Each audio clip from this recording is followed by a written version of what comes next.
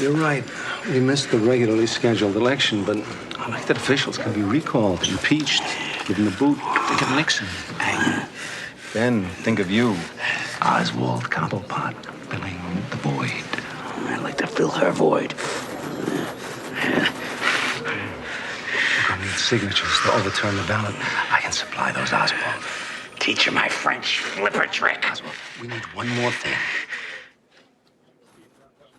A platform. Stop global warming. Start global cooling. Make the world a giant icebox. I like it.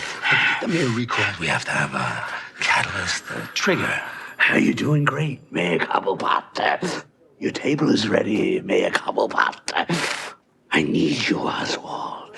I need you now. That's the biggest parasol I've ever seen.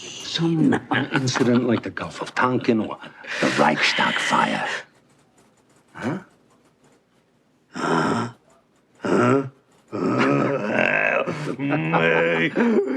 You want my old friends up there to drive the mayor into a foaming frenzy. Exactly. Sounds fun. But I mustn't get sidetracked, Maxie. I got my own things to tend to. Sidetracked, Oswald.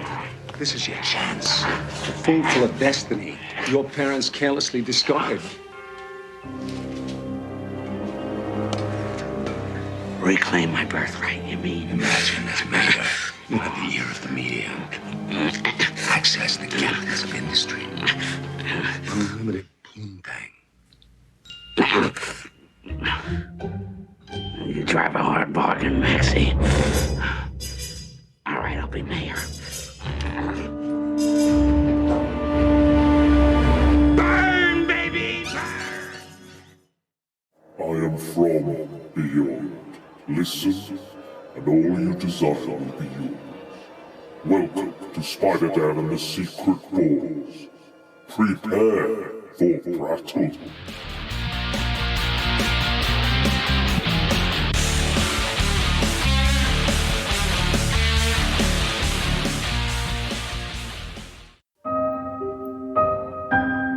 Alter Nativity Stories.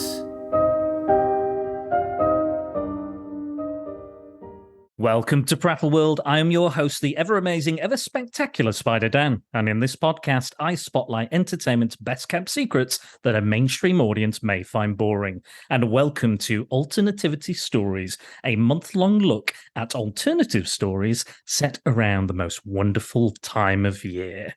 And I have both Beauty and the Beast in one luscious Christmas gift pack for this podcast, as we are talking Batman Returns, the Christmas-themed Tim Burton sequel to Batman 1989. And I have my Penguin Man of the Sewer, Angry Andy Reviews, is here. Hello. Oh, you lovely person. you just called me somebody who lives in the sewer. The What Penguin is Man. that? And we have the ever delectable femme fatale or feline fatale. Tonya Todd is here as well. Meow indeed. So we are here, in a sense, to talk about Batman Returns. I've talked about this on the podcast before. People know my feelings on it. I love it.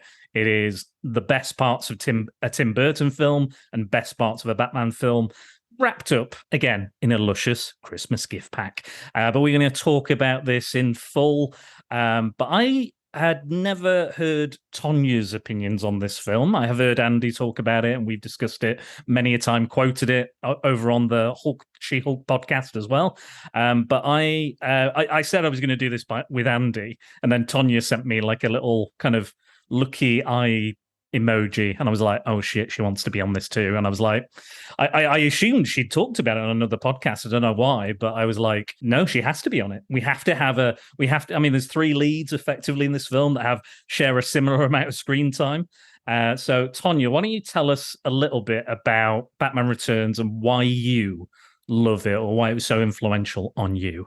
It's my favorite movie. Is it? It is. Wow, okay. It's God's gift to me. My favorite character played by my favorite actress in my favorite costume. I can't argue with that. No, neither can I, to be fair. Fair enough. Wow, it's your favorite movie. I didn't know it was your favorite movie. I just thought it's maybe in your top 10 or something. But well, it is that at number one.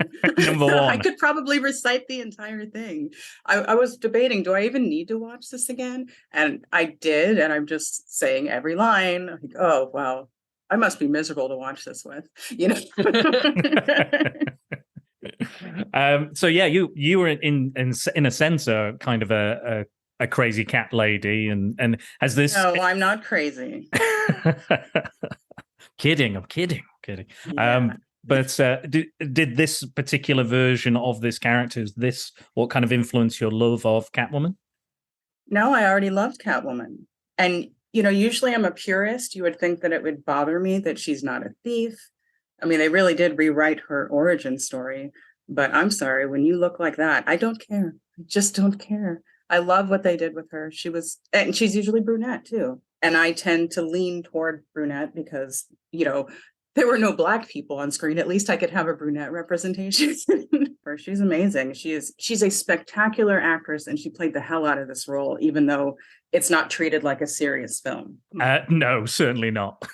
There are some very serious topics, but also a lot of kind of Black humor as well in this film. It's a really interesting mix, and it was not to a lot of people's tastes at the time, especially McDonald's. But I'm sure we'll get into that. Andy, what are your thoughts and feelings on Batman Returns? This film has been a staple of Batman as a whole for me since I was a kid. I remember my nan, bless her, picking up at my request. I must have been quite young. I say quite young, probably about 8 or 9, I think, when I was really into Batman. And we were at a VHS store, and they were there, the Batman 89, Jack Nicholson, and this film, and they were both 15 rated, because that's what they were rated as here because of the BBFC for whatever reason. And I asked her to pick me both of them up, and it was this film, Batman Returns, that just cemented my love of Batman. Just the way it's shot, the way that the characters are, everything's so dark, and yet it's so punchy and clowny. And I've always enjoyed how that sort of blends in without any effort almost. It's so fun. There's a lot of action in it. You got this grandiose, score in the background, and you've got this scary gargoyle Batman just, he barely moves, and yet you're transfixed by everything he does. I love it. It's top 3 for me. The Dark Knight trilogy, especially the Dark Knight itself, and the Dark Knight Rises sort of overtook it, but it's in the top 3. It's number 3 for me in my Batman list. I absolutely adore it. I think for me, I know objectively it's not the best Batman film, or maybe maybe not in the top 4, best reviewed, best rated among audiences or critics. But it is my favorite. There's something about it, the mix of all these kind of disparate elements, all these actors, all these characters that necessarily shouldn't really fit together, but they kind of somehow work. It's amazing how it works. Like there's so many elements of this film that you think really shouldn't work. It gets on with it as well. It doesn't really stop. It's constant. There's so much being thrown at you, and yet you don't feel out of pace. You don't feel like you've missed something. I think it's purely because of the performances. I think the performances and the direction is so inch perfect. You go along with it. You're with it the entire time. There's not one moment. Well, I say not one moment. Max Shrek's son. Oh dear, terrible. Dad, go save yourself. Dad, go. No, that's the only part where I go. Oh. Like Arnold Schwarzenegger's son. Yeah. But bar a few sort of, if you're gonna nitpick, bar a few nitpicks, I think it's just a perfect film, really, for a superhero movie. I think it's absolutely perfect. But like you said, it's not everyone's cup of tea, and I can see why, because it is so gothic and dark and riddled with sexual innuendo. But yes, absolutely, it goes beyond innuendo sometimes. Yeah. but it works. It works for the characters. It works for Oh, the it show. does. It works. It works to show juxtaposition between severe trauma that Michelle Pfeiffer's character goes through, and shows like the harsh realities of, you know, even like Penguin himself, an abandoned child. It plays to it. It works to it because you empathize in some way with what they're going through, and yet they go to the extremes. Right, all three of them have some kind of trauma that they're working through with their personas. Yeah, there's absolutely a duality to every single character. You know, we've got the Penguin, who is this, you know, abandoned, abused child. He's, you know, he's born a little different, as he says. But then on the other side, he's like vengeful and a child murderer, and it's, you know, goes into, you know, some detail but not too much detail.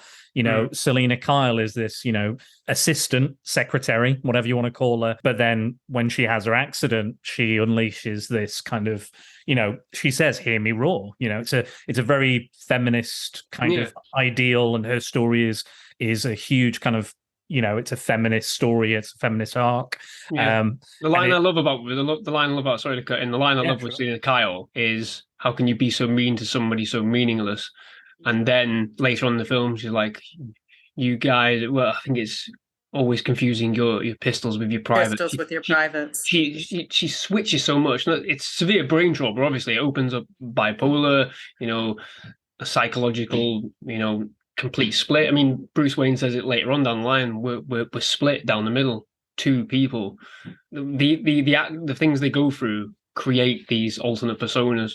It's so great how they're able to deal with that and yet add in a form of levity.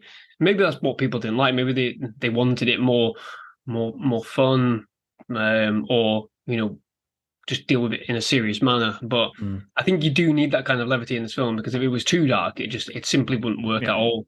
Because it does feel like the most serious of the four, you know, of the four that are sort of kind of connected. Yeah, 100%. It's definitely the most serious, and some people might not like that it wasn't as campy. Like there's a hint of camp, but it's definitely not the campiest of. I mean, it doesn't come anywhere near the last two. Yeah, I find that interesting, especially when we like this film still gets a bit of, not ridicule, but sort of like, oh, you know, well, you know, whatever. It doesn't get the respect that it deserves. Yeah, considering how, you know, positively received Batman Begins was, and then The Dark Knight came out and shot up, and it's deadly serious. There are moments of levity, but it comes from the villain. There's no moments of levity from Bruce Wayne. You know, you get small jokes, but they're serious crime-driven films. So it surprises me that when people look back on Batman Returns, they don't go, "Oh well, I can see what they're trying to do. They're trying to have these serious elements in, lighten the tone." It does kind of confuse me that people do sort of, you know, say, "Oh, it's not worth the time," which to me is completely wrong. No, I am agreeing 100% with you both. I think no matter what you do with Batman, there has to kind of be a little bit of camp, just a little bit, because we are talking about, you know, characters that dress up like cats and bats and birds and clowns. You know, there has to be just a little touch of, you know, we know what we're doing. We know this is, you know, we're trying to take this seriously, but there is still an air of ridiculousness. And I think that I disagree with that, because in Batman Begins, that was the worst part, was when they forced the campy lines. There's almost a perfect scene and they end it with "nice coat." Oh my God, why did you say that there? It just ruined the whole thing. Yeah, I mean, that line didn't work. And but I've got to get me one of these. No, this is not a line that needs to be said in that movie. I hate that line. I hate that line. Those are the two worst lines in that movie, and it makes me violently angry. Yeah. Again, like I'm not saying that everything has to be camp, but I think you have to kind of appreciate that some people, you know, might find this a little silly or a bit bizarre, but I think if you embrace it and go them, fair enough, yeah. But yeah, I kind of appreciate the bizarre in this and the freaky, because I think this is one of those instances when a director does a really good job first time out, and they do a sequel, and they go, you know what, that was great, that first one, go nuts. Whatever you want, go crazy. They give him like carte blanche, and I was listening to Tonya's Era of Geek episode. Go and check out that podcast, excellent podcast. And you were talking about Wonder Woman 1984, And I feel like that's a similar situation. You know, there was this really good, solid film, and they were like, "Oh yes, it's made all the money. You know what? You were great. This was great. Go crazy." And then they don't rein the creatives back in enough. And it's looking like that was a really good idea, given the rumors that are flying around at the minute. Oh dear. Yeah. Oof, yeah. They're all rumors. Yeah, there's nothing confirmed. No. It's all up in the air, the DC stuff, and it always will be. You can say that about any of the Marvel films as well, though, to be fair. Yeah. There's a lot of Iron Man 2 is a great example of there's a bit too much in here. You should have reined it in a bit more. I agree. But yeah, so it's one of those, and I think, but it does kind of serve the story. It does kind of help. I think the Gothic look. I think Gotham looks great. I think it's just gorgeous. I love the look in this film. Oh, the cinematography. By far, it's the best Gotham we've seen. It is. Considering how highly I rate the Dark Knight trilogy, it's just Chicago with bits of New York. You know, but yeah, Batman Returns Gotham look is superb. Atmosphere, the beautiful, even just the shine to it. It's like it's somehow dreary and shiny at the same time, so you get that glossy latex look in places. I love it. Yeah, and it's like what I was saying before about sort of Batman being the living gargoyle, because he is jumping from Gothic building to Gothic building. Right. You know, that's where the terror comes from, because where is he? That's what I like about it. It's that idea that he could be any one of these gargoyles and figures looking down on people. That's what I love about it. I love that imagery. I love that idea and that feel. Right. He's there the whole time, like Michael Myers. Yeah, and he's always there when he needs to be. You know, there'll be somebody who's saying, "Oh, it's very convenient that Batman just turns up at the right place at the right time," but it needs. He's Batman. Yeah, exactly. That's what he does. I do quite like the giant spotlights on Wayne Manor with. I could see that as being a critique moment. Like, really, how hard would it be for someone to follow the trail? You know. Yeah. And I love that I'll be honest, I love that shot where he's brooding, you know, in the manor. I do love that he's just sitting in the dark. It's brooding is sexy. Just brooding in his Tim Burton manor, and that the signal comes in and he just stands up. It's an epic kind of shot, and then the score kicks in and you're like, which I think the score in this is a gorgeous score. Yeah, it's ramped up from the first one. I love it. I love the intro to this film, and when they go into the main title sequence, with the music, you feel the energy, and that's the great thing. You get the energy's there immediately, and you're like, yes, okay, we're going to get it, and it keeps going right the way through. And Danny Elfman music really lends itself to the whole circus theme, where you have the circus theme music within it. Yeah. Yeah, we still get the dark and broody Gotham side of it. This is, I think, his best soundtrack. Yeah, it's definitely one of my favorites. I really like the Nightbreed one, because it's quite similar to this, but it's more like if Batman was a vampire in Nightbreed. That is the score there. There is that story. there is that story. Speaking of vampires, I know obviously Tonya's a huge vampire fan as well, Dracula fan. And this film is dripping in neo-Gothic and silent Why do you film. think it's my favorite?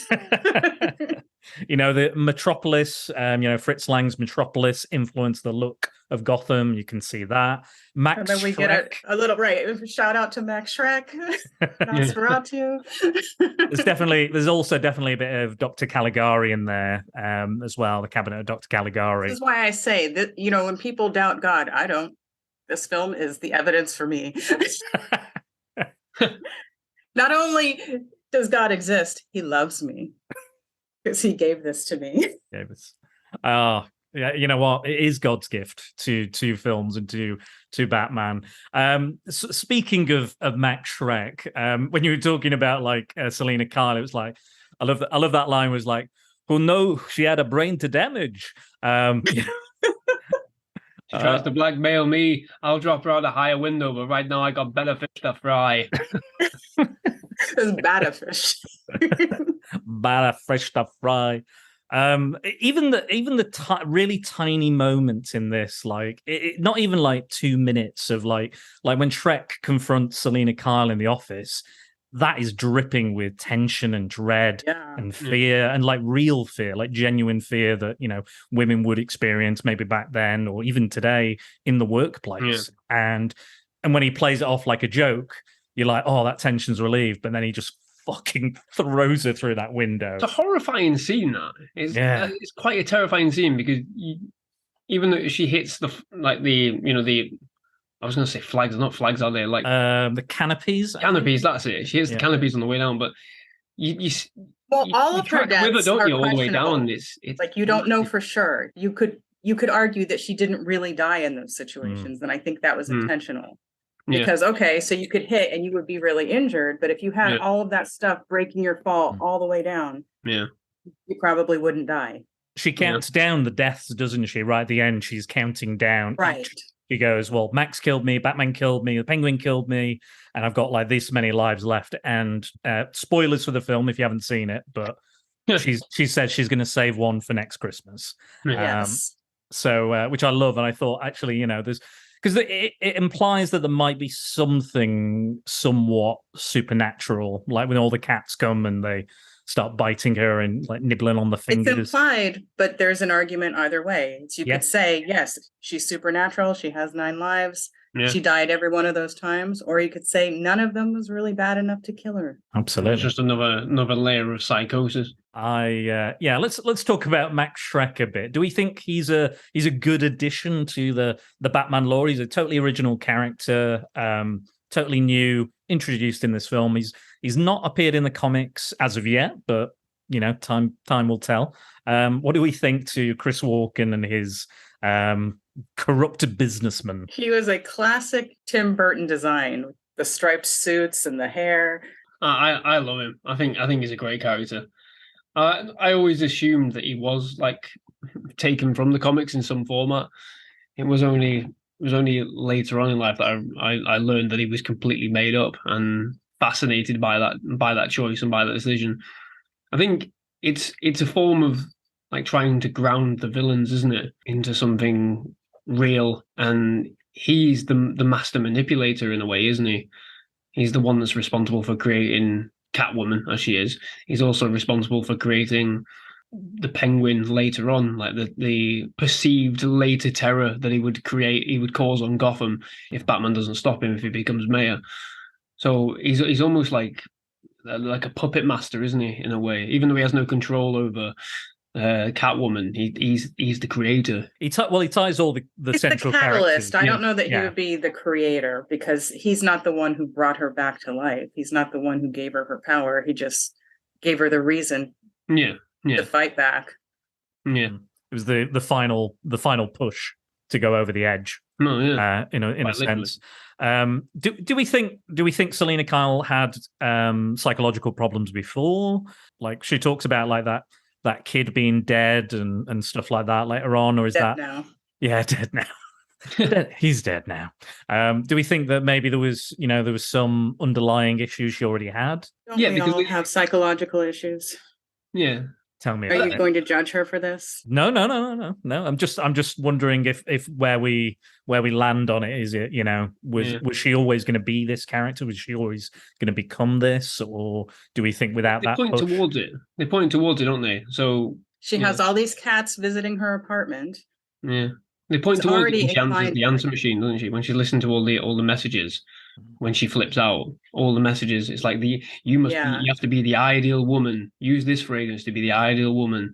This is your mother calling. You've not done this. You've not done that. When she's trying to build up her own independent life, and then the boyfriend, oh, I can't go. I think we should spend some time together and all apart, and all this. And doctor says I should live for myself.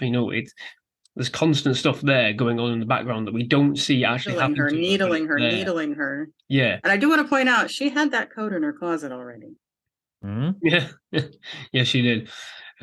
But it's those things. There are things. I don't know if she's got any specific trauma or whether it's just constant pressure being put on her to be the ideal, Right. It's to do what this it's like job. to be a woman in this situation where you just have all of these expectations, and it doesn't matter how smart you are or how hard you work.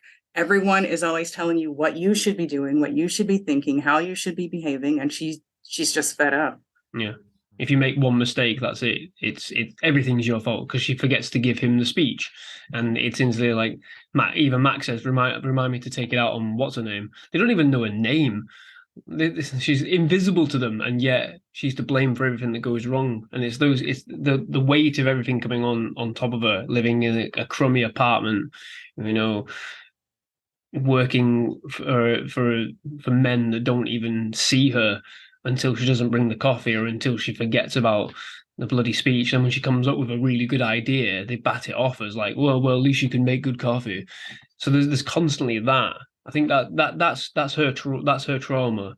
There's nothing specific in terms of something that's happened in the past. I think it is literally just continuous weight being put on top of her until that catalyst does happen where she does snap. Well, I was watching this again with like kind of new eyes. I was like, what have I not noticed or took in? And I remember when we were talking about She-Hulk, Tonya, and you were describing all the men have taken stuff away from Jennifer Walters or have caused issues for her. And I realized in this, it's like, yeah, all the blokes are her problem in this. And like every single man has done something to her. Like obviously she has a connection with Bruce Wayne, but even then she's like, it's a fractious relationship. And I was like, yeah, this is an absolute kind of, I've always seen it as such, but I really tapped into it watching it this time. Just saw that, yeah, it's that unfortunate journey, and in some ways, a lot of these things have not changed in business, Hollywood, or wherever, and I think that story is as relevant as it ever has been, and that was.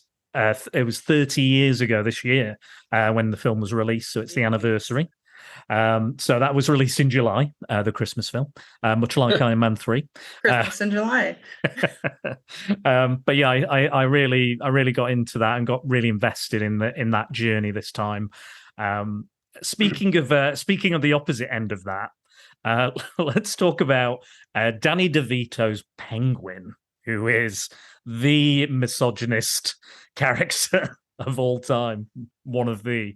How do we feel about Danny's portrayal? A very unique portrayal of the classic Batman villain. For me, he is one of the best comic book performances.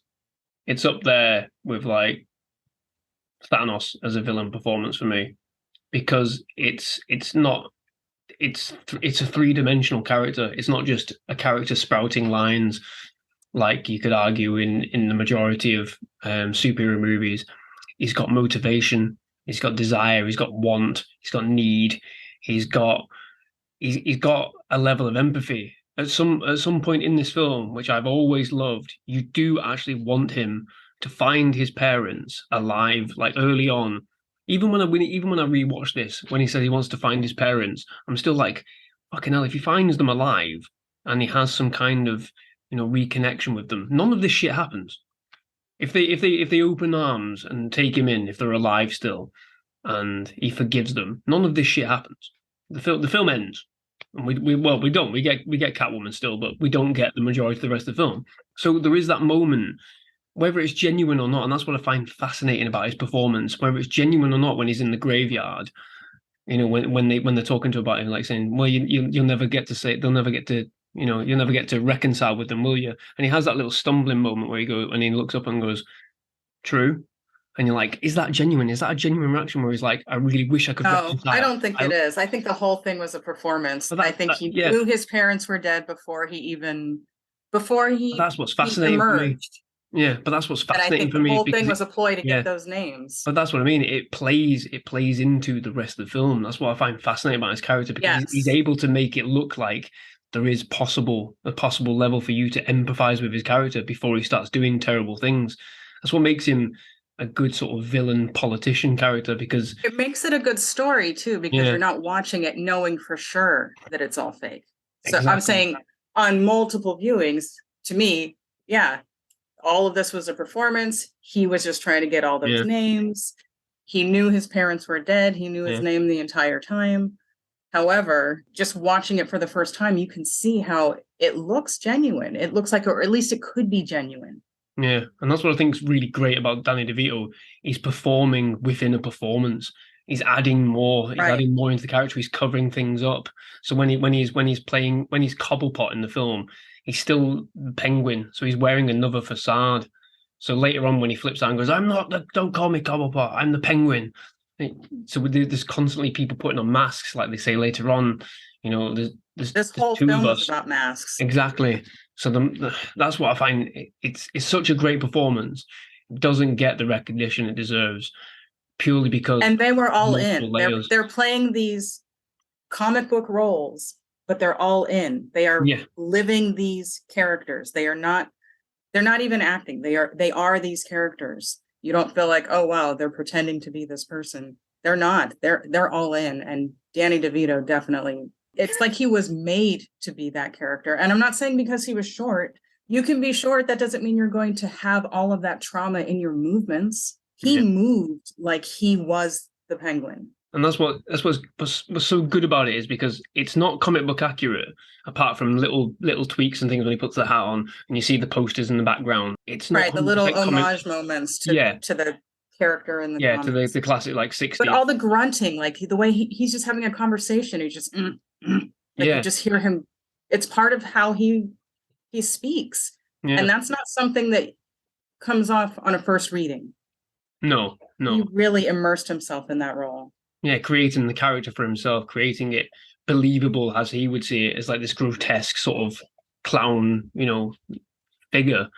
And for me, it's actually, I'm quite well versed in sort of the Penguin, from the Arkham games and from the animated show and the classic Adam West show and all that. But and obviously even with the Batman recently, but I still, even though I know it's not comic book accurate, for me, this Penguin is the Penguin for me. I can't see past it because I like the grotesqueness. I like, even when he does like sharpen up, there's still a layer of like grotesqueness to it. I like that because you would be able to. I almost wish they didn't kill him, so the idea was there that he could come back, because I would have loved to have seen more of this. And I think that's the thing with this film when we talk about the end. I do wish we could have seen more from possibly some of these characters. It's a fascinating performance. It really is. And I think I don't think you'll get a better Penguin performance. So all due respect to Colin Farrell, Penguin wasn't that for me. It's the one thing in hindsight with the Batman that I've kind of gone off the boil with, because it's no fault of his. It's purely because my perception of the Penguin is this. Because I love it so much. I idolize it so much. I idolize the performance, the lines, the throwaway dialogue. Even when he's fucking dying at the end of the film, when he goes to pick out an umbrella, and Dan knows what I'm going to say. Pick the cute one. It's one of my favorite lines when he goes, "Oh shit, I picked a cute one." I bawl laughing every time. And it's like that is his one shot to get a kill shot on Batman, and he fucks it up, and he knows it, and he goes, fucking hell. And then I just need a cool glass of ice water, and then murder he's you done. Momentarily. Even in the last moments, there is full commitment to the grotesqueness, to the comicness, and yet when he's dead, you feel sorry that he's dead, because the Penguins are absolutely bereaved. It's great. I love it. I absolutely love it. The funeral march of the Penguins is one of my favorites. Yeah, even though wonder why he made me the Penguin, Andy. I love that funeral march. It makes fuck all sense. Absolutely no sense that they're grabbing him with their fins. Or don't even touch him though, because he's quite clearly on like a runner or something. They're just pulling him down. And all the fucking goo. It's like it was like mouthwash, I think, that he constantly has in his mouth. He's always spitting something out, it's just brilliant. It's the grotesquerie. It's almost like what you would see in, those kind of sideshow kind of attractions, which, it kind of ties into his story. And I in some ways, I would like to know a bit more about his backstory. How does he get from the zoo when he's adopted by the penguins to the circus, to running the circus, to, and how does he get back?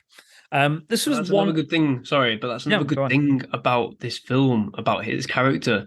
There's the air of mystery still there about, what happened to him in these intervening years from being dumped in the sewer to, becoming what he is today. You keep that mystery. How did he learn to talk and read and learn who Yeah. his parents were? How did he become what he was? Not just Yeah. survive, but how did he become so educated in the ways Yeah. that he was? And not only Because that, you can't see the circus people being like, you need to do your schoolwork. yeah, but not only that, but there's that thing as well, because it's not just him down there. There's these other people as well. So at some point, those people put their trust in him to, probably going in a bit too deep of it. But when you think about it, those people must have had some trust and faith in him to lead them, to look after them. Otherwise, they wouldn't be there. They wouldn't be doing the things they do. And they all respect him, and they all gather around. They're always with him. They're always. It's fascinating. It's fascinating to imagine, what happened when the circus fell apart, when it all. Right. How did he become the leader if he started out as a child? So, but I don't want to see a prequel because I'm sick of prequels and things like that. well, in fact, there don't was say it. Hold fire, Andy. There was a comic book storyline, kind of a short story written by Danny DeVito himself. And it was a Halloween comic book, and it has his story in there. He wrote it himself. His story that he came up with on his own as his character's backstory and motivation, or is this something that he worked on with Tim Burton? It wasn't with Tim Burton, I don't believe. But I mean the story, not the short story, but like the concept. I think they talked about it on set and before and developing the character. I think there was like a sketch by Tim Burton just to give him an idea, and they kind of build on that. But I think that particular comic was done like a couple of years ago now. So I think it was just Danny. Oh, it's that recent. Yeah, it's only just a few years ago now. I'll see if I can find it. I'll leave a link or somewhere in the show notes. But it is quite a recent thing that he did, and I'm not sure if it's definitely not in continuity or in canon, so I'm assuming it's hit because he's like so precious about his version of the Penguin. It's like that's the only version that works for me. He loves he likes the Colin Farrell version, but he's like, nah, it's mine, mate. Mine's the be all and end all, and people still remember him, and it's probably arguably his most iconic role, I'd say. Among all the stuff he's done, directed or acted, written, I think maybe Always Sunny in Philadelphia, maybe. But apart from that, I think it's people will always go Batman Returns, Penguin. They will always link Danny DeVito with that, and it is like you were saying, it's such an engrossing, bizarre, interesting yet kind of heartfelt performance, and it's just I love it. We did a podcast, me and Nathan, a few years ago, top 5 live action comic book character portrayals, and this was one of mine because I'm just like, I'm in awe of it. It's just fully fleshed out, and like you said, layer upon layer upon layer. Right. The layers of, okay, his fingers are all fused together and really gross, but then he puts the shiny flippers on top of that.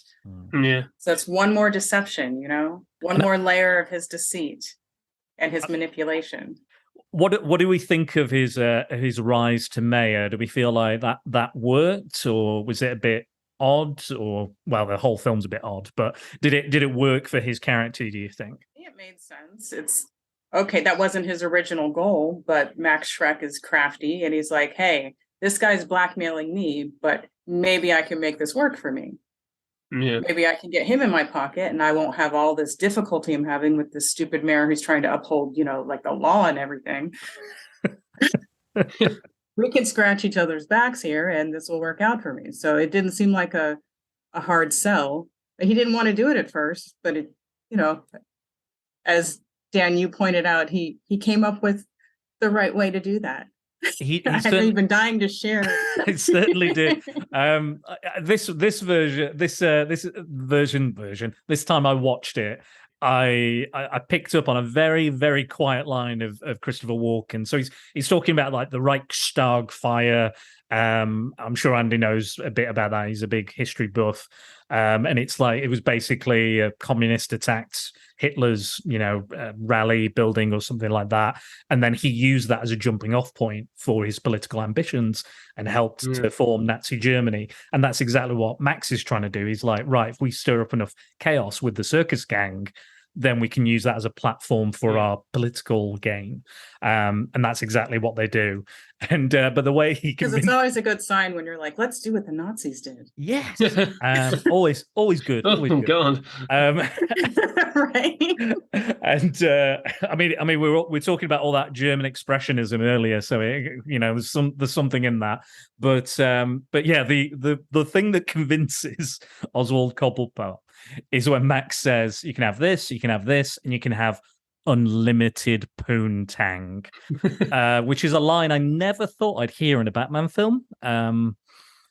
So yeah, that's and he's like, "You drive a hard bargain, Max." All right, I'll be mayor.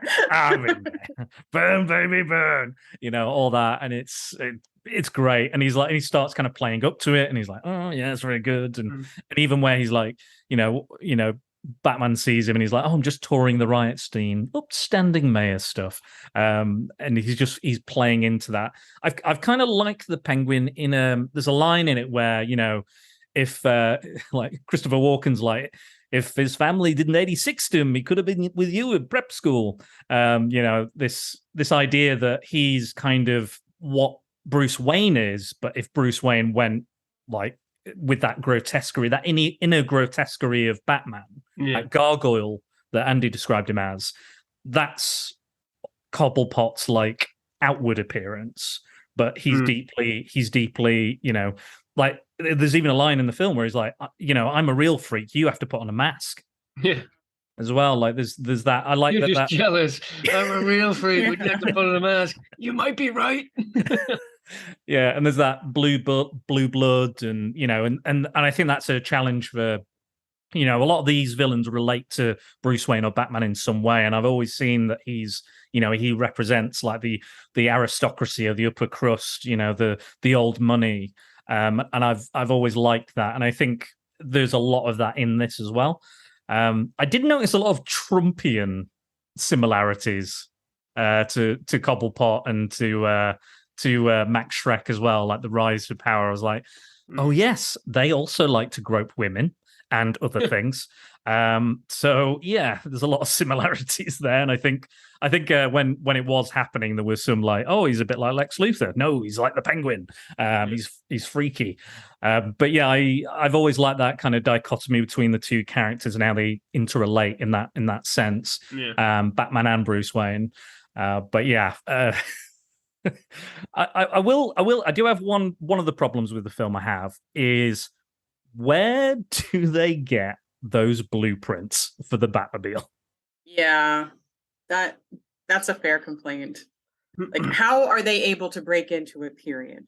They're just like, and I love that they pull it apart. They absolutely destroy it. They take all the wires out, take the shields down, and at the end they just pop this little cherry thing on the bottom, and that's it.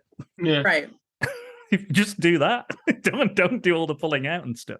But yeah, they've got blueprints, and he's like, "We're going to turn it into an H-bomb on wheels." And I'm just it's the blueprints and the remote that somehow is tuned in exactly. Like, they did not explain that at all. How they have that kind of tech and how they have that kind of intel. That's they just kind of reverse engineer it. Like they try and figure it out, and because I don't know, because to be fair, you could make the argument, well, where the hell did they get motorcycles from? Where the hell did they get half the stuff they use in the film? I think it's a lot easier to find a motorcycle than it is to find this one vehicle plans that nobody should have access to except Bruce Wayne. True, but what about the Gatling gun accordion that the guy uses at the beginning of the film? Could have made that. Yeah, that's my. Oh, I love that weapon. It's hilarious. But I don't know. I've never really thought about it. I always thought they were just reverse engineering it. That's why they were. That's But why if they you took it apart. if you're reverse engineering, you need to have Right, some you need to have it Yeah. to a reverse place to engineer. start. Yeah. I mean, And they never had I don't access know. to it. They should have Yeah. had him, like, not arm it for whatever reason, Mm. not Yeah. have it be that they had the technology to get into it. Yeah. Like maybe he's got that. Maybe he's holding the dynamite and it's about to go off, so he doesn't have time to like Mm. put the shields on, and then they're like, did you sneak in? Well, if we don't have them do all this, we don't get the great moment when he goes, well, "Welcome to the Oswald Cobblepot School Driving. Gentlemen, start your screaming." They just could have written in a better reason for that, or any reason for Yeah. that. They didn't give a reason. That was the problem. And Yeah. because I am so pro Batman, it was like he would never let that happen. Yes, And they if he- never really address it. They never, like, he doesn't even question, how did this happen? How do I make sure this never happens again? And he even questions Alfred for letting Vicky Vale in the Batcave in the first Right, film. but that's fair. That's Yeah, a fair that is- complaint. Yeah, but it's she was actually supposed to be returning in this initially, but script or she wasn't available. Kim Basinger couldn't be in it. They were going to also have Billy D. So they Williams. upgraded. I agree. I think they upgrade. I think. I'll be honest. I think this whole film is an upgrade from the first one, pretty much. Agreed. Yeah, I know. I think. And I like the first one. Yeah, don't get me wrong. I know there's a lot of purists out there who'll say 89 is the one, is the Batman. It's my definitive Batman. But I think this They can have it. yeah, Leave this for us. This runs smoother. It's got more interesting characters. I think there's long periods of Kim Basinger and Alexander Knox where they're investigating and doing reporter stuff, which I think is really dull, really boring. It's just like, get on with it. We know how Batman got his origin, but they kind of got to do it in this really boring way. They do have Bat Dance, though. Fair point. That's a plus in that film. Party man. I love the Prince soundtrack again. Totally bizarre, but works in some of the scenes. But I think when it's not Keaton, when it's not Joker, I can take it or leave it. It's not Jack Nicholson or Keaton on screen. It's not that there's not much there for me to grab onto. There's a couple of times where I've turned it off because it like halfway through it just gets into this kind of this reporting stuff where I'm just like, it's dull, it's boring, and the Max Schreck stuff isn't dull and boring when it should be. It's not should be, but when you think, oh, he's talking about it could be rather, and it could be dull, and it's politics and it's power and it's manipulation, it's boardroom meetings and mayor stuff and political ambitions. It could be dull, but it's made really interesting. You brought up a question earlier about the whole mayor thing, and I think because Max Schreck used that moment and capitalized on it for his own gain, that made him a stronger villain against everyone. It made him a stronger opponent because now he's not just leashed by Penguin because, all right, I'm being blackmailed. What we're seeing is just because it seems like he was down for a moment doesn't mean he's not going to turn this to his advantage. And he could do that against Batman or Catwoman. Yeah. And at that point, it becomes everybody's enemy. Right. Penguin's manipulating him. He's manipulating Penguin. He's tried to kill Selena Kyle. Batman wants him gone because he's evil and wants to, create the power capacitor and steal power from Gotham. And so it all just kind of comes together and works well. Yeah, even towards the end, when Selena Kyle drags him out of the water, and Batman comes in, he says, "You're not just saving a life, you're saving it." And Batman tells him to shut up, you're going to jail. Even at that point, he's still trying to manipulate, isn't he? Saying, you're not just saving me, you're saving Gotham, you're saving everything and all that. And he's like, "Shut up, you're going to jail." Here's an interesting thing, which I think in some ways might have improved the film, but also might not. In the original script, Max Schreck was going to be revealed as the Penguin's brother. No. So he would have been the younger brother, the same couple that abandoned him. I don't know if maybe that link could have worked or no. Sure. It could have, but they didn't need it. No, it still works. There's a lot of dialogue where I'm like, I can imagine that being said by a brother, by an older brother, or a younger brother. I can like reclaiming the birthright dialogue and stuff like that. I'm like, yeah, I could imagine that having that connection, but I don't know if I necessarily need it, but it was definitely in there to begin with. No, I'm glad they that didn't go that factor in. route. Yeah. I don't think it would have worked. I think it would have just been a bit too heavy-handed for me. I like the idea that they're separate entities, and one's being blackmailed, like we've said, and he's turning that blackmail on its head to say, well, how, if I make you mayor, is that okay, and then you help me because I make you mayor. I think that works better because it's a sleazy businessman rather than, I'm secretly your brother. I'm your brother. Lol. It wouldn't have worked for me. Here's another thing as well. Before Tim Burton signed on for a sequel, it was called Batman 2, the film, and the plot, shit you not, was about the Penguin and Catwoman hunting for buried treasure under Wayne Manor. Yeah, that sounds like a 60s version. Isn't that what Batman Forever became? I guess. They were just searching. How do we get into the box office? That's what they were searching for. McDonald's toys and advertising. But that's apparently what the original story was going to be until Tim Burton said, "Nah, jetson all this." And Marlon Wayans was supposed to return in this. He didn't. I forgot about that. You're right. He was supposed to be Dick Robin, Grayson, wasn't he? Yeah, that's right. Because he was supposed to turn up in the first one, but they cut it. The Joker was supposed to kill his family, and then he was kind of helping Batman stop the Joker. But then they were going to kind of repurpose the idea because he was still signed on. But again, they didn't use him, but he still made the money. He still got full pay for the role he never did twice. So I don't know that he's the right choice for Robin. He's kind of silly, but I mean, he's better than milk toast Chris O'Donnell, though, isn't he? Too old, Chris O'Donnell. 25 years of age. You don't need to. There has to be a happy medium in there, like just someone. I mean, he needs to be more serious than a Wayans, but more interesting than O'Donnell. Chris O'Donnell. Somewhere in there, there's something. There's something there, but another rusted metal Batman. Huh? Oh God, it's totally full of holes, That is camp. If we're talking camp, that is pure camp. Another thing I noticed on this rewatch was a lot of religious imagery, like the Moses imagery at the beginning with the penguin being sent down the river. Yep. Batman spreads his wings in like a Christ-like pose, and the penguin, and like Moses, he comes back and goes after all the firstborns. Absolutely, and I was going to say King Herod as well. There's a bit of that in there. There was, because the symbolism, the religious symbolism, was so strong. Some religious groups were using the image of the Batman and the bat signal on the poster, like Batman Returns. They were replacing the bat with a dove, and they were going, "He returns." Wow, that's some good marketing. I'm sold. I'll join up. I'll join up. But and it kind of makes a bit of sense with it being obviously it's at Christmas, and I can definitely see that. But I never really picked up on it before. But this time I was like, oh yeah, There's that great shot of the penguin is in the cemetery. Has nothing to do with Christmas. Finds the grave and he drops to his knees in front of the cross, doesn't he? True. Yeah, I know. Christmas is it's more of a pagan thing that was co-opted by Christianity, but there's some links and stuff. Oh, another thing I forgot to mention: the penguin dies at the age of 33, which is the exact same age that Jesus died. So, very good, crazy, very good.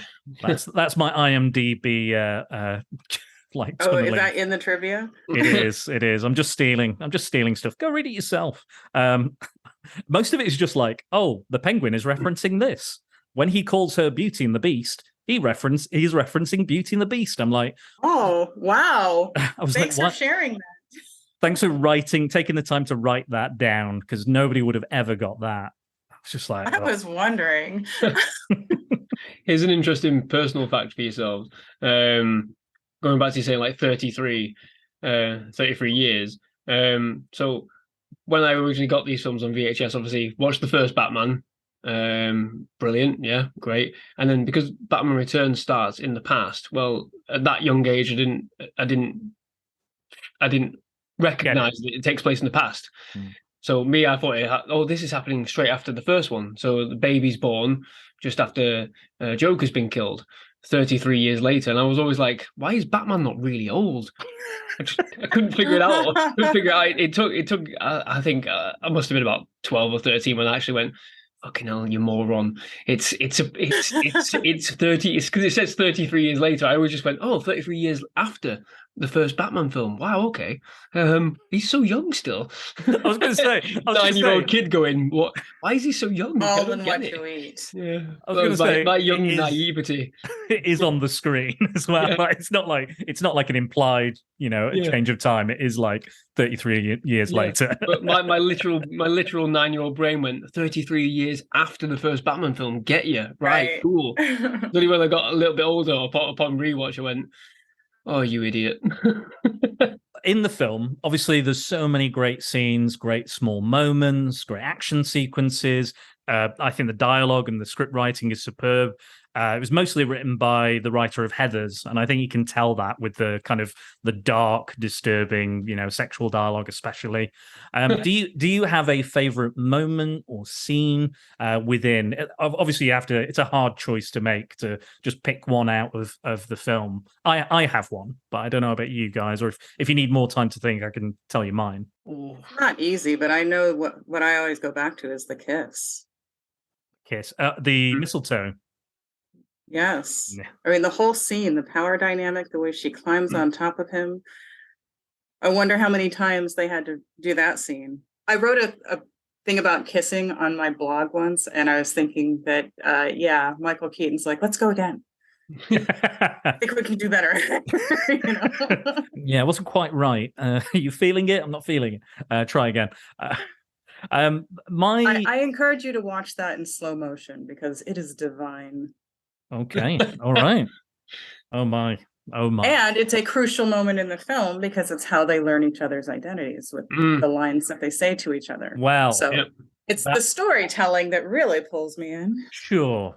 Not the PVC, I believe you. Rubber, spandex. None of that. Not the light It's S&M. the combination of black and shiny with good writing. Sure. Well, that leads on to my favorite scene, which is the masquerade ball, which I think is with the reveal. Oh, just gorgeous. So, first of all, they're a masquerade ball, and they're wearing their costumes. They are, because that's not their true identities, not their true face. Yes, I love that part. And they're making fun because they're like Max Shrek's like, oh yeah, you've not come with a costume. What are you doing? Goody, prep kid, whatever.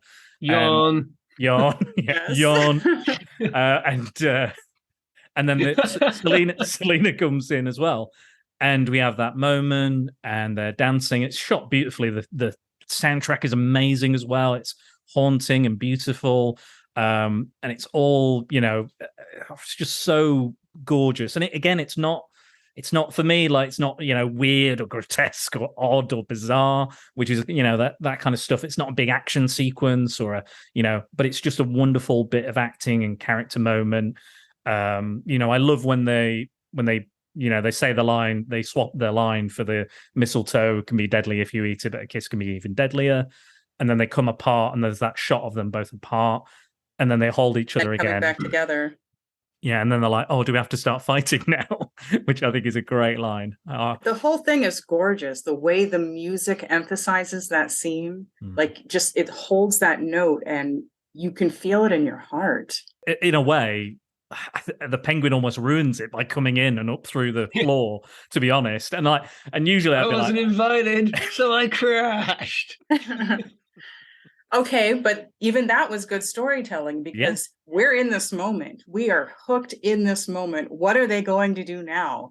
And as they step away, which they're only stepping away because they had this moment. And this is going all the way back to that kiss. Because if that hadn't happened, this wouldn't be happening. It's all connected. They step away and boom. Fight, don't we? Yeah. Well, I love that line because they're both like, what do we do now? She's like, do we have to fight? Because they have been fighting all the way through, and it's like they're all like their real masks, their real personalities are taking over. They have to fight. That's what I love. I love it as well. Did you have a favorite scene apart from that one, Andy, or is the one you'd pick out? You know me, I'm a man who, especially with this film, because we've talked about it so much in the past, there are multiple scenes that I love in this film. Some of them, very short moments, like your nose could be gushing blood. Yeah, fight scenes. I love the fight scenes in this. I love the initial when Batman charges into Gotham to fight the motorcyclists and uses all the weapons on the Batmobile. I love that. I think it's That's fantastic. his murder moment. Yeah. Oh, I love it when he sets fire to that guy breathing fire. I don't give a shit that Batman Then he kills straps a himself. bomb to a dude and Yeah. drops him down Yeah. the sewer. I think it's great because it shows Batman utilizing all these different skills and abilities. So much for that one rule, Even though he's still upright and very, very staccato, you don't see him. You don't, like I said, he's a living gargoyle. You don't see him move all that much. And you don't Probably need to. because the suit's horribly, doesn't allow him to move. Confining. Yeah, but it works for the Batman. But my favorite scene in this, and it's probably a bit cliched, as per the soundtrack title, Selina transforms. Oh. I love it. I absolutely love it. When she comes home and she replicates the way she enters the apartment, when she replicates how we first see her enter the apartment, and yet she's all disheveled and everything. Hi, honey, I'm home. Yeah, she recreates the line. I forgot I'm not walks in. married. She does all the things she does when she first gets into the apartment, plays the answering machine, and she fucking flips. And the music comes in. The music on the soundtrack, it's Selina Transforms Part 2.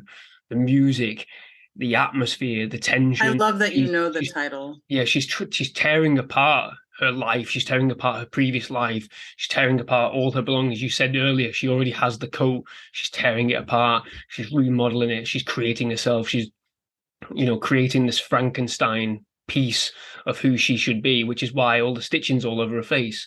She's a Frankenstein because she doesn't know who she is anymore. She's broken. She's been shattered into a million pieces by the weight of everything that's going on. And she's crashed. She's shattered. So she's piecing it all back together. I love the imagery. I love the fact that she destroys all the beautiful possessions, sprays them with black. And then the final shot when everything's calming down and she seems like she's, carefully putting this costume together, this facade. And we get that final shot. Hell here. Oh, you son of a bitch. It's superb. It's absolutely superb. I have to agree. That's one of my favorites, if not my second favorite. It's just great. I love the symmetry and the dichotomy of those two scenes, how different they are. I live alone, and I shit you not, I have entered my own flat and said that line. Nobody here. I'm just for my own entertainment. I'm like, oh, I'm not married. But again, it's performance. It's right. all performance. It's all performance because we see how differently she does things. She's pouring the milk in the cat bowl and pours it all over the floor when she did it so carefully the first time round. And instead of pouring into a glass for herself, she drinks out of the garden and pours it down herself. She's doing the same actions, yet they're completely the other end of her personality, where she doesn't give a shit anymore, or she doesn't quite comprehend what she's doing fully. It's incredible. It's because they do so much with duplicity and dichotomy. Yeah. They do all of these things that mirror each other throughout this film. There's the scene that Dan and I were just discussing. They were two sides of the same coin. Yeah, same thing. They show her go in, her personality is split, and we're getting the other side of it. Yeah. They do it over and over again in this, and they do it so well. Yeah. And those who do not see this are missing something. They're missing a lot. Like we've been saying, there's so many layers to the characters, and I think it is a character piece. Like it is all about the characters. The plot is, here and there, and some people will complain that it's a bit, there's people say there's problems with the pacing or the plot. Again, I disagree. Completely disagree. I disagree completely. 100%. Yeah, it's just within I think the plot problem was the Batmobile. Yeah, for me, that's the biggest issue for me, definitely. That's a legitimate gripe, but yeah, I think it's rest, no. Yeah, I think they're just like, oh, it's a bit haphazard, or it's a bit kind of, bit bitty all over the show. There's not enough Batman, I think, was a complaint as well, which I'm gonna talk about in the listener comments, so I'll get back to that. But no, I think if it was not for the central performances of Michael Keaton, Danny DeVito and Michelle Pfeiffer, film wouldn't work. It just wouldn't. Chemistry with all of them. Absolutely, yeah. Let's talk about Michael Keaton, because we haven't really mentioned him. Obviously, he has slightly less kind of screen time in this film, but I think he's, again, fantastic. He's funny, he's charming, he's awkward, he's a bit odd. Because he's not really a playboy. He's more like the kind of rich misfit or like recluse. Yeah. Which I like that they play that angle, because I think it's probably a bit more relatable in a way as well. Because I think that kind of playboy persona is always fake in the comics. And it's, Yeah. I think Christian Bale got that right in his version, because it was like, oh, I'm just going to play up to it, but it's not Yeah. the real me. He did an excellent job of that.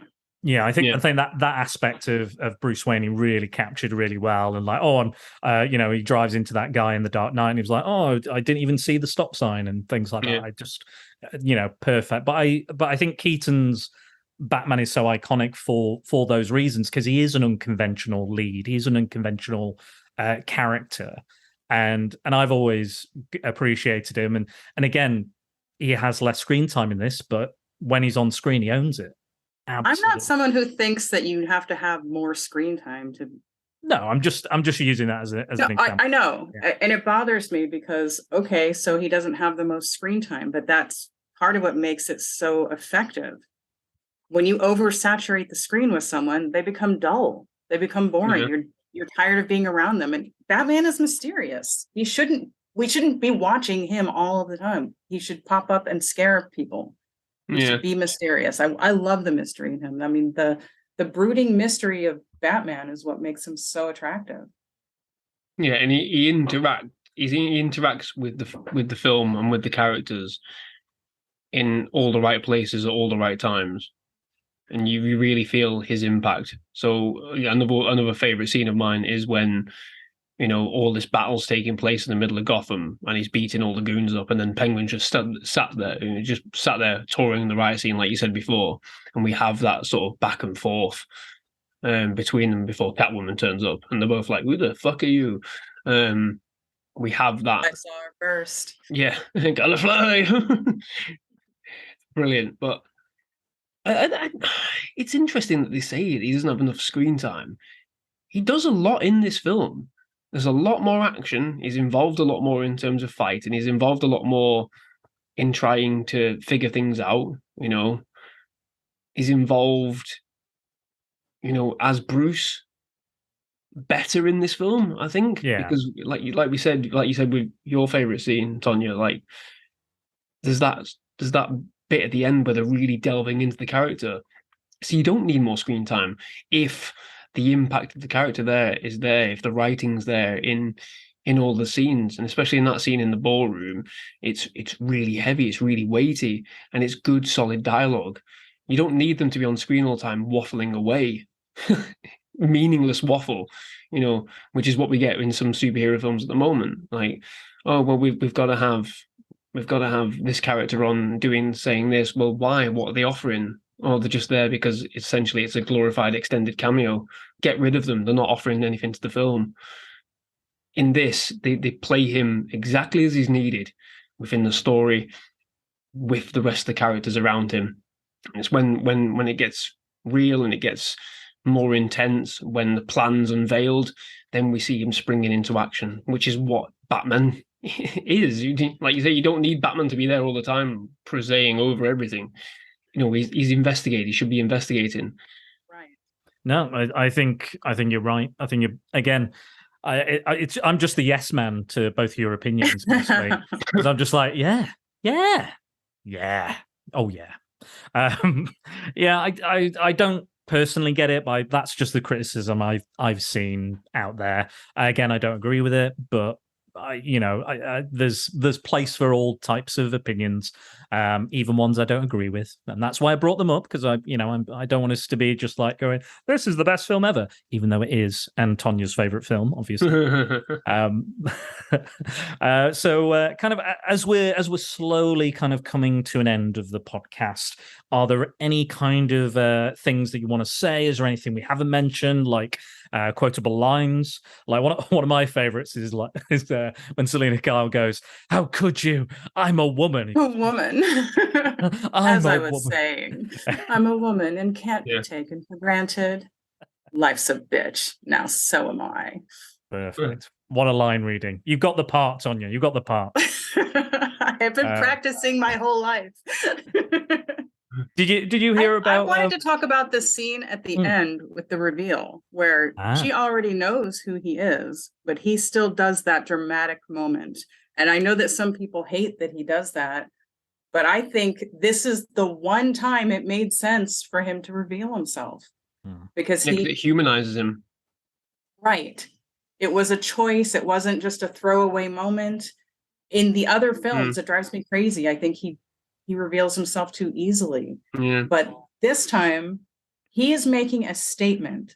I know all of this stuff that you have done, and I'm telling you that I am willing to give up my anonymity to connect with you, and let's work through this. Yeah, he's trying to save her, isn't he, by saying, "Look, right, I've done terrible things wearing this mask. You've done terrible things. I can save you. I can save you. You can save me in a way." That's what it is. It's the ultimate sort of removing the shackles that you've got, like the weight of the helm. Taking it off, throwing it to the floor, dropping the sword. It's all of that. It's exposing yourself emotionally. Like, he made himself so vulnerable in that moment because he's doing it in front of Max Schreck. Yeah. And he's trying to save Max's life and doing that, Bruce Wayne, why are you dressed up like Batman? Because he is Batman, you moron. That's it, moron. That's it. I think me and Andy always misquote it as idiot, but it is actually moron. But like we were saying about those masks, he's saying, I will give up this. Right. I will give up a part of me in order to save you and to save me. I'm throwing this. This is my true face, and I am letting it go.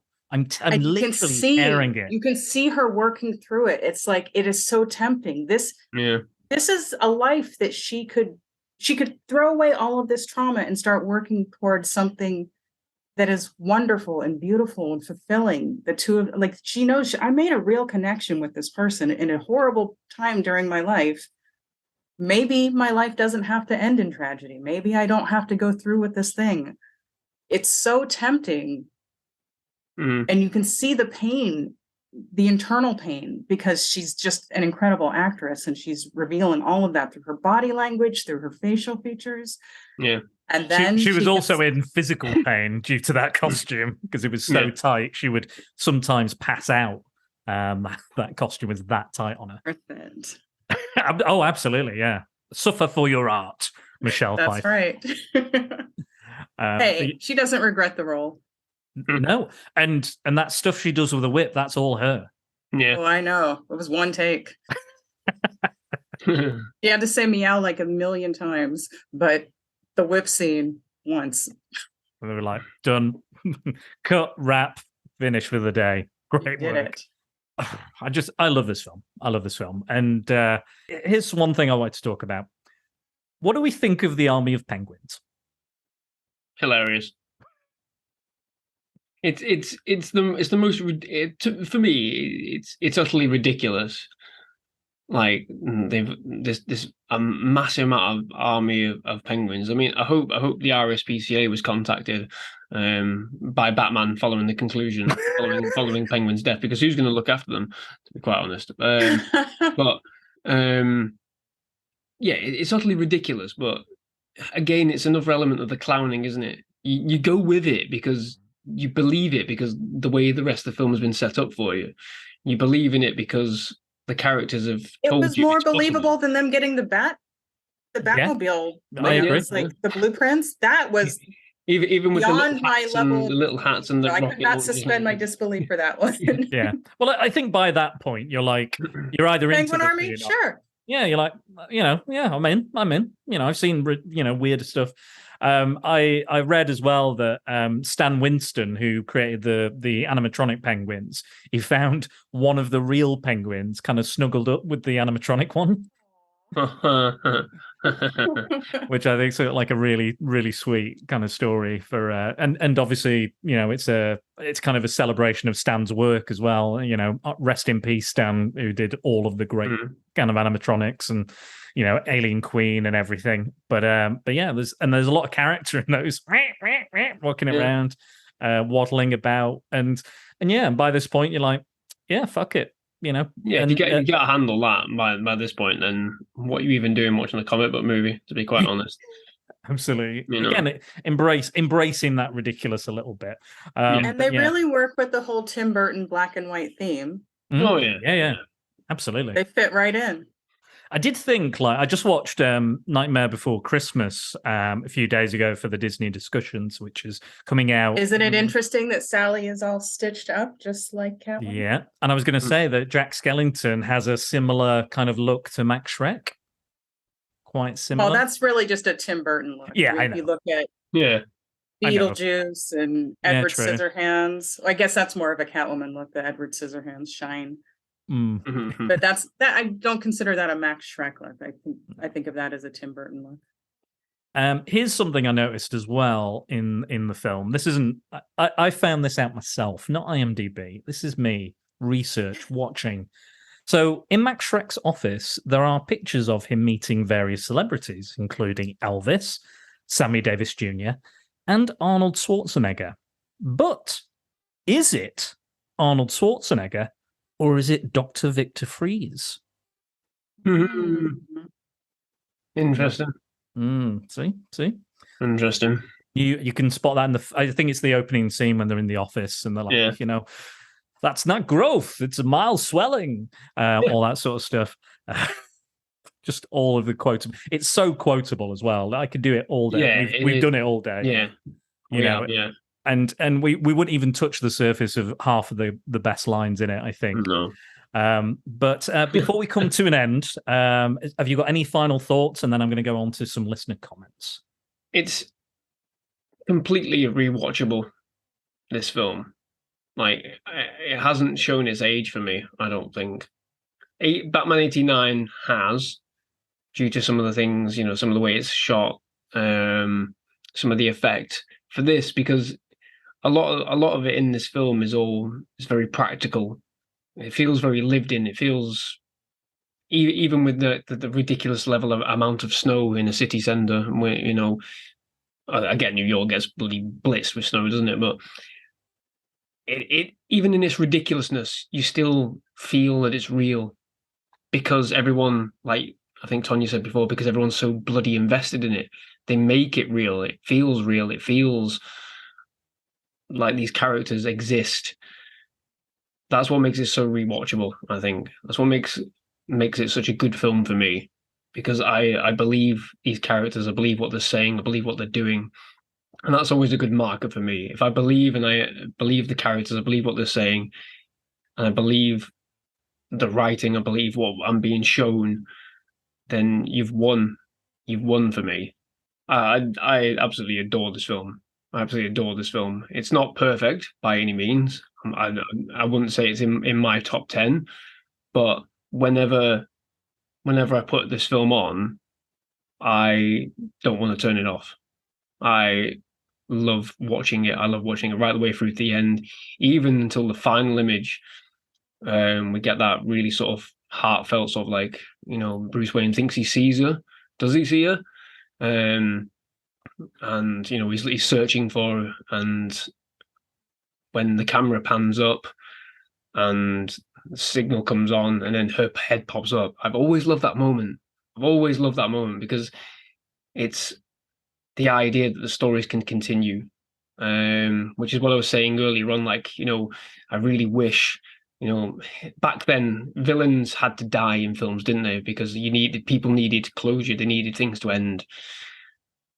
I do wish we could have, maybe, if things have gone better with Batman Forever, if things hadn't changed, if Warner Bros. Hadn't sort of bottled it in terms of, we didn't sell enough toys, let's shake it up. I wonder what could have been different. I wonder if we could have seen her again, if we could have had, a different path, if we could have really honed in to a lot of the ideas this film has going forward. And it's a little bit regrettable that things had to change and then eventually slid off completely. But that ending it's superb, because it gives you a sense of hope and wonder that we will see her again. And it keeps everything open, and yet you have this terrific, heartfelt, emotional closure as well at the same time. It's a great film. I always enjoy watching it. I don't think I'll ever get tired of it. Especially given like the turmoil with DC at the moment, where they don't, quite frankly, they don't know what they're doing. They really don't know what they're doing. Hopefully, James Gunn will bring some stability and whatever they want to do, and hopefully, we will get back to some good quality stories that we've had in the past and put to bed all this frigging nonsense that's going on. But I can always go back and watch this film and just have good fun and totally enjoy it for the quality filmmaking that it is. Tonya? I do want to point out that of all of the, the favorite scenes or the best scenes that we've mentioned, they all feature Catwoman in some capacity. They all feature Michelle Pfeiffer. I'm not saying she carried the film because I think that they all gave spectacular performances, but she definitely shines in this. I also want to say that at no point in any of her crimes did Batman even consider taking her in. No. Not once. He didn't try to stop her. He didn't try to arrest her. Maybe he tried to save the Ice Princess. But did you see him try to do anything along the lines of preventing her from future crimes? Other than at the end where he's in love with her and he's trying to say, let me save your soul and you can save my soul and we can be together. But that wasn't about, I'm a good guy and I want us to live a life of goodness. He never tried to bring her in. Which is kind of true to the original original appearance. Concept. He let her go. Something you mentioned earlier, I want to kind of correct you on, Tonya, in fact. So Catwoman was actually not a thief until the appearance of Black Cat and Spider-Man. Before that, she was just kind of a regular supervillain, but after that, she became a cat stealing burglar. Stuff as the Cat. When she made her first appearance as the Cat, she was a thief. Yeah, but it wasn't like a cat burglar, there wasn't the... I didn't say cat burglar. I said sorry, I'm just saying. Stealing jewels. Just saying.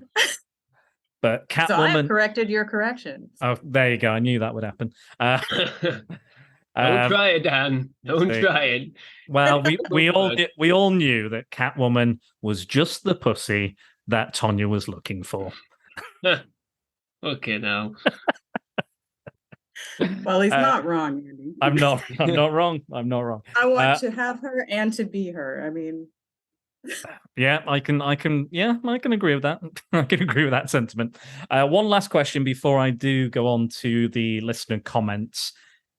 Alternativity Stories is all about holidays and films that are set during the holidays, the festive period, be it Hanukkah, Kwanzaa, Christmas, New Year's, Thanksgiving, whatever. Die Hard is a Christmas film. Is this a Christmas film? Yes. It is. Because they have lines in it where they specifically reference Christmas. They specifically speak of Christmas. They are Merry Christmas, Mr. tree. Wayne. Merry Christmas, Alfred. Push the button. Christmas film. Yeah. Push the button, the lights go up, push the button. Yeah. It's set on Christmas, it's set around Christmas, it's set around activities that take place Christmas. It's integral, I think, to the integral plot. to the story, yeah. Yeah, it's not just in the background. All background. about family, the time of year. It was part of the symbolism. plot. Yeah, it's all part of it. And I think there's something to be said about Tim Burton saying something about consumerism as well, I think, in there as well, the consumerism of Christmas. So many layers to this comic book movie that we've found. But yeah, that's it. Actually, one more IMDb fact, which I quite enjoyed. Here we go. Just one more. There's over 200 on there. I wasn't going to list all of them. It's not possible. But this one is quite... But you did read all of them. I did, unfortunately. Good for you. Look at the investment you put in your own podcast. I research stuff. I know Andy likes people that do research, so I can't let him down. Well, because I wrote an essay on Catwoman this year, I researched stuff, which is how I knew her first appearance, which I already did know, but I knew for certain her first appearance she was stealing stuff. Okay, sorry. I'm wrong. And I'm I happy. don't know why you still try to argue with me. I mean, win, Dan. Never. I mean, if you strike her down, she'll become more powerful than you could possibly imagine. I enjoy the mental gymnastics. I love giving my brain a workout. I think, even though I always ultimately fail, I like the. But you're better than you were before you tried, right? Absolutely. I'm a better person, a more knowledgeable person now for you having told me that.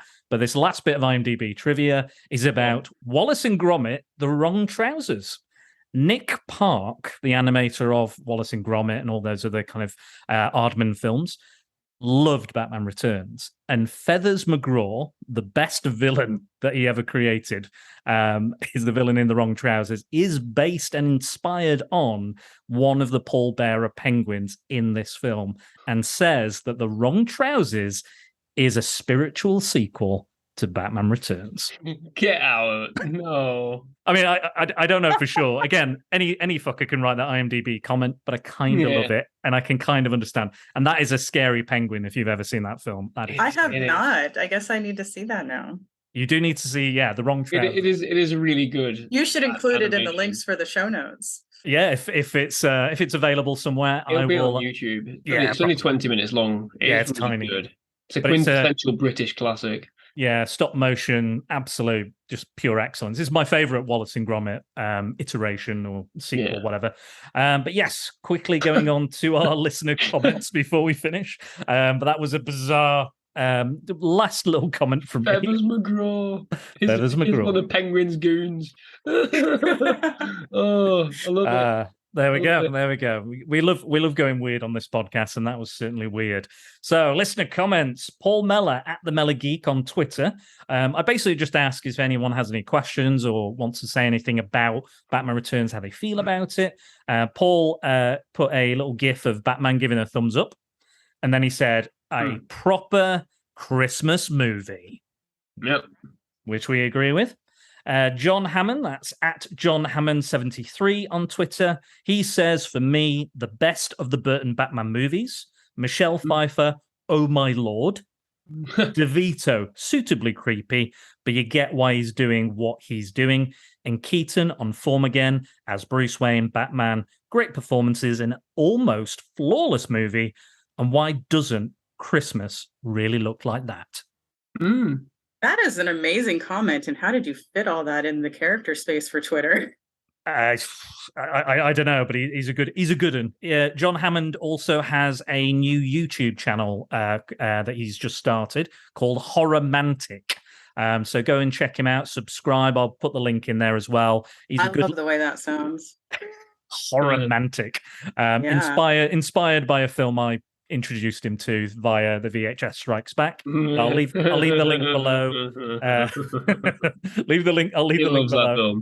He does. He keeps bringing it up.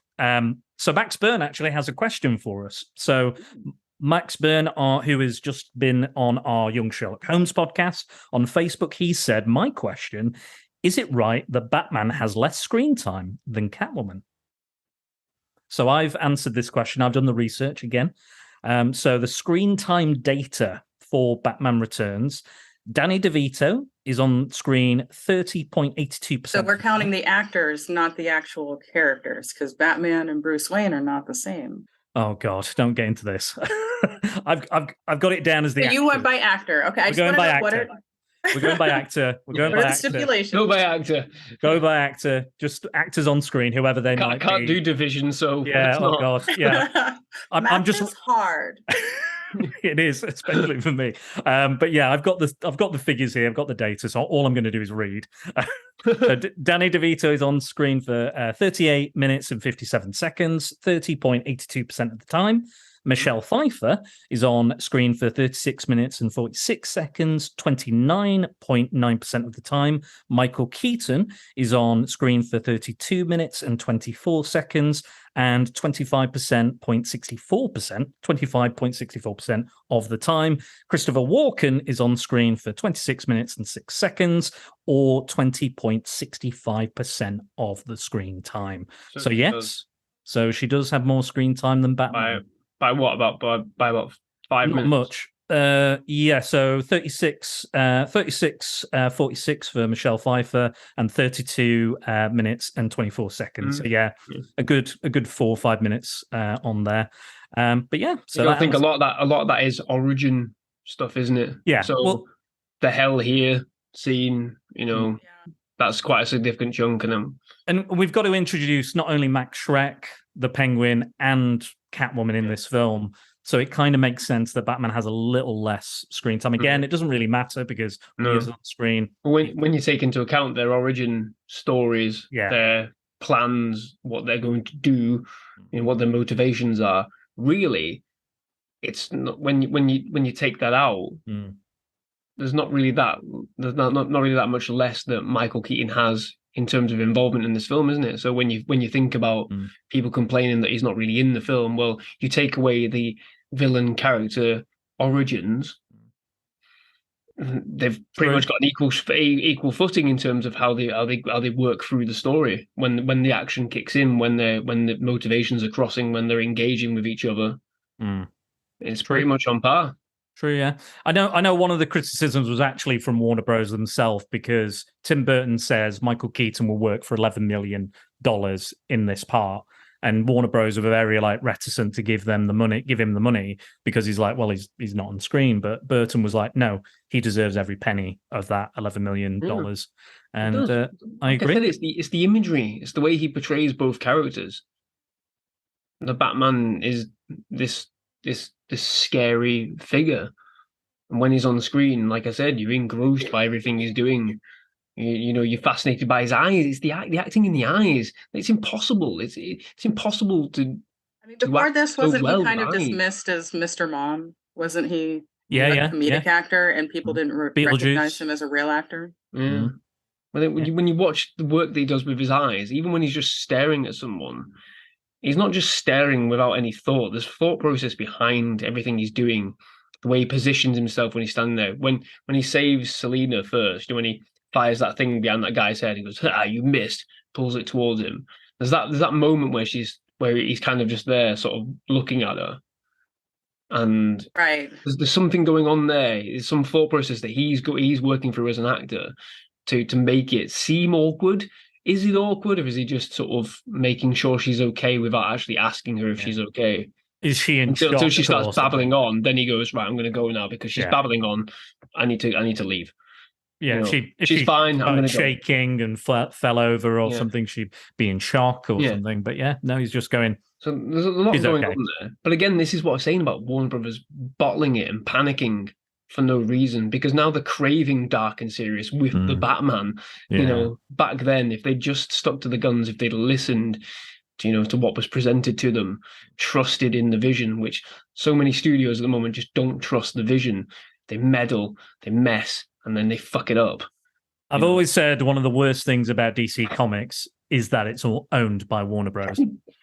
Yeah, I think that's DC Comics' worst problem, is that it's owned by Warner Bros. And they're just don't know what to do, never known what to do, and they'll get a good one and they'll go, "Oh, let's continue doing that."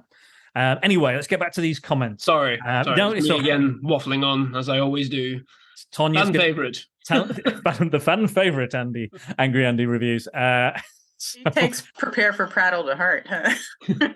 You've seen these podcasts? I used to have to split them in two with Andy. When I get riled up, I can't help it. It comes out. And it's very entertaining. So so the more riled up you get, the stronger your accent gets, and I love it. So Mike Burton of Genuine Chit Chat on Facebook. I've heard of him. I don't know. He's all right. He'll do. He says he's really organized and has the really great show notes, right? Excellent show notes. Mine pale in comparison. I'll probably forget half the stuff I've said I've put in there. Probably not in there. I might not even do show notes. Who knows? Let's see what happens. So he said, I posted the poster and I said, with the bat symbol and the goo of Penguin's mouth, and there's a little kitty cat as well. And he says, that's a cool poster. Ovs, the movie is great too. It is in my top 3 Batman movies. Man after my own heart. And another person that we know very well, who messaged me earlier when we were talking about it on Facebook, it's Rhea Carrigan. And she says, Batman Returns is epic. I used to watch it obsessively when I was younger. And, hell yeah. Same here, Rhea, same here. Last 3 comments are from Instagram, from my story on Instagram. Our friend Nathan Richard Smith has made a comment. Again, I said, what do you think of Batman Returns? And he goes, could be worse. Your nose can be gushing blood. Of course he did. And course, he did quote it. What a knobhead. And I've got a person called Il Manolo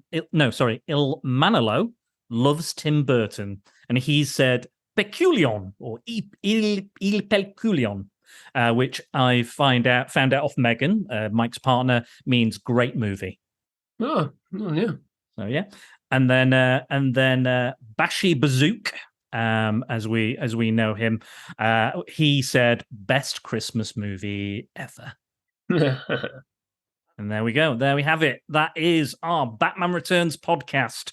Once delayed, but I think we all delivered, and the fan favorites have delivered, and we've made a diabolical threesome, I think, today.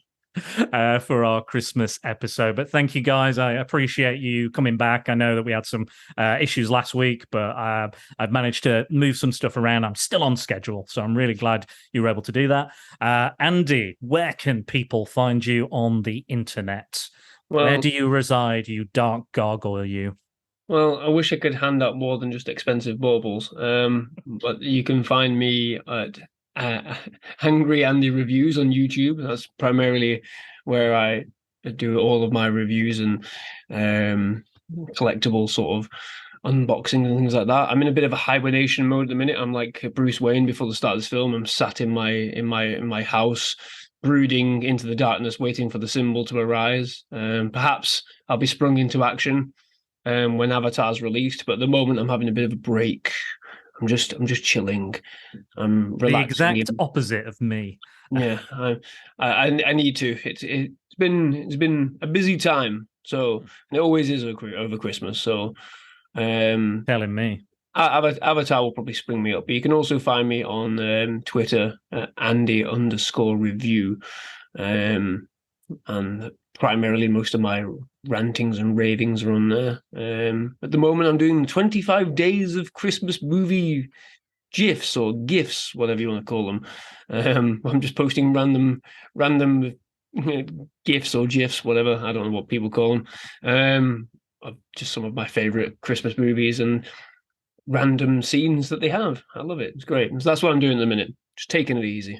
Cool. Well, I'm sure you'll be back on full form in January, looking at some of the weirder, because that's January's like the dumping ground for films, isn't it? Dead month. So I'm giving up for January. Dead month.